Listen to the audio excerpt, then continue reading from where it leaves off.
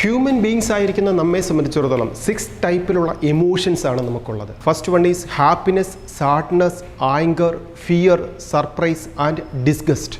ഈ ഇമോഷൻസിനെ കൺട്രോൾ ചെയ്യാൻ പറ്റാതെ വരുമ്പോഴാണ് നാം ഡിസ്കംഫർട്ടിലെത്തുന്നത്. കംഫർട്ട് സോണിൽ നിന്നും വിജയത്തിലേക്ക്, ഉയർച്ചയിലേക്ക് നാം എത്തണമെന്നുണ്ടെങ്കിൽ നമുക്ക് മാനേജ് ചെയ്യേണ്ട ഈ 6 ഇമോഷൻസിൽ ഏറ്റവും പ്രാധാന്യമുള്ളതാണ് ഫിയർ എന്ന് പറയുന്നത്. ഫിയർ ഒരു മനുഷ്യനിൽ 2 രീതിയിലുണ്ട്. First one is protective fear, second is limiting fear. Human beings ആയിരിക്കുന്ന നമ്മെ സർവൈവ് ചെയ്യിപ്പിക്കുന്നത് ഈ പ്രൊട്ടക്റ്റീവ് ഫിയർ ഉള്ളത് കൊണ്ടാണ്. അതെന്താണത്?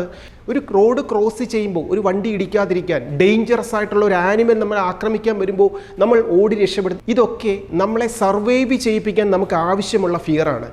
Next one is limiting fear. Limiting fear എന്ന് പറയുന്നത് മൈൻഡിൻ്റെ ഒരു അവസ്ഥയാണ്.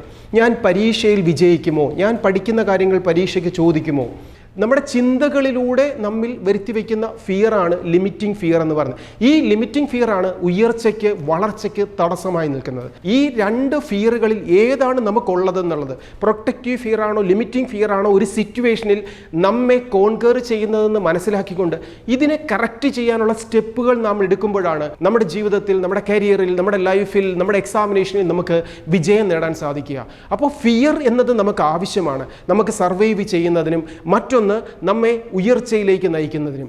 ഈ ഫിയറിനെ മാനേജ് ചെയ്യാനുള്ള സ്റ്റെപ്പ് നാം എങ്ങനെ എടുക്കുന്നു, അവിടെയാണ് നമുക്ക് വിജയം നേടാനും, നമുക്ക് ലൈഫിനെ എൻജോയ് ചെയ്യാനും, നമുക്ക് ഓരോ കാര്യങ്ങളെ നേരിടാനും ഒക്കെ സാധിക്കുന്നതിലേക്ക് നാം എത്തിച്ചേരുക.